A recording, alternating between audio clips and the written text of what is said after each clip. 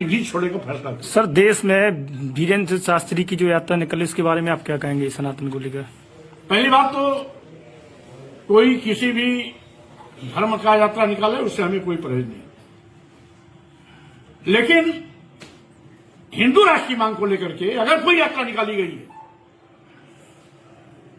तो ऐसे लोगों के खिलाफ राष्ट्रद्रोह, देशद्रोह के आरोप में मुकदमा दर्ज कर जेल की सलाखों में भेजना चाहिए।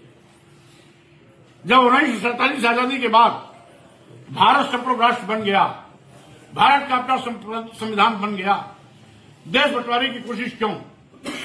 राष्ट्र जो हिंदू राष्ट्र की मांग कर रहे हैं वो देश के बंटवारे का बीज बो रहे हैं, देश को बंटवारे की ओर ले जा रहे हैं।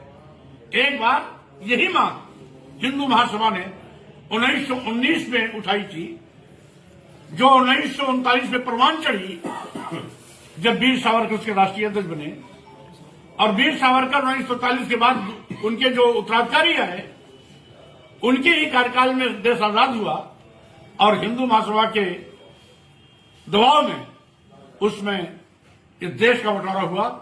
एक तरफ भारत बना, दूसरी तरफ पाकिस्तान बना। आज फिर हिंदू महासभा के तर्ज पर छतरपुर के बाबा बागेश्वर हिंदू राष्ट्र की मांग करके फिर देश को बंटवारे की ओर ले जा रहे हैं। स्वाभाविक रूप से अगर हिंदू राष्ट्र की मांग करना जायज है तो बौद्ध राष्ट्र क्यों नहीं, खालिस्तान क्यों नहीं, सिख राष्ट्र क्यों नहीं, और यहां पर मुस्लिम राष्ट्र क्यों नहीं? इसलिए क्योंकि सभी धर्म, पंथ, संप्रदाय से बड़ा देश है, इसलिए किसी भी धर्म, पंथ, संप्रदाय को देश के अस्तित्व के साथ खिलवाड़ करने की छूट नहीं मिलनी चाहिए।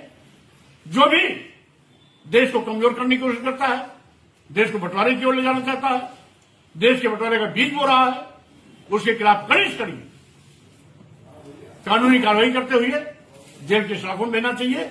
ऐसे लोगों का राष्ट्रद्रोह का मुकदमा दर्ज होना। हिंदू धर्म और हिंदू राष्ट्र को लेकर कि बागेश्वर धाम के ऊपर कार्रवाई होकर जेल के अंदर सलाखों के अंदर बंद किया जाना चाहिए।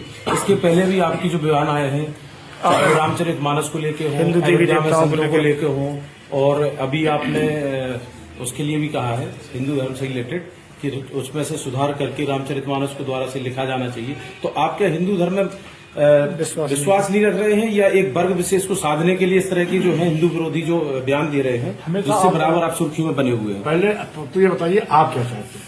मैं क्योंकि इसमें तो मानस की बात हुई नहीं, इसमें नहीं, ये 2 साल पहले की बात हुई।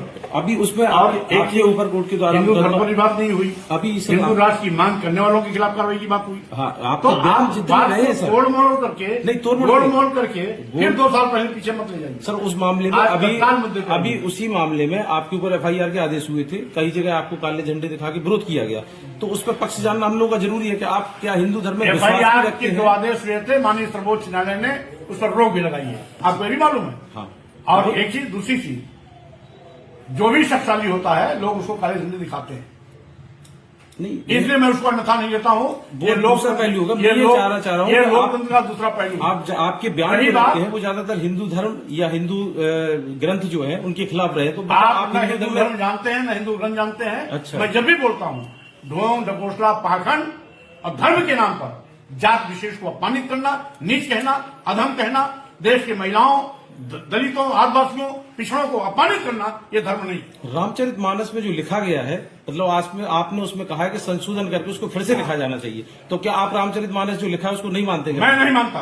ये अगर किसी दलित, आदिवासी, पिछड़े को गाली दी जाती है वो धर्म नहीं हो सकता, और इसके लिए मैंने प्रधानमंत्री, राष्ट्रपति को भी पत्र लिख के भेजा है, ऐसे हवा में नहीं बोला। इसीलिए जिस रामचरितमानस में ये बड़ा धम तेल कुम्हारा सुपच किरात कोल कलवारा, यानी जाति सूचक शब्दों को लेकर अधम कहा गया हो, ढोल गंवार शूद्र प्रश्नारी सकल ताड़ना के अधिकारी, देश की समस्त महिलाएं और शूद्र मारने पीटने के पात्र बताए गए, जहां दलित पूजन विप्र सकल गुणहीना, और पूजन शूद्र गुण ज्ञान प्रवीणा, ये दोहरा जो मानदंड है ये धर्म नहीं है। और राम की बात करते हो, राम का एक आदर्श था जो हिलने के झूठे बैर खाए, निषाद को गले लगाया। बाबा तुलसीदास तो कल पैदा हुए थे, राम जी तो हजारों साल पहले पैदा हुए थे। तो राम के चरित्र को तुलसीदास ने तोड़ मरोड़ कर स्वार्थ में, अपनी सुख शांति के लिए लिखा है।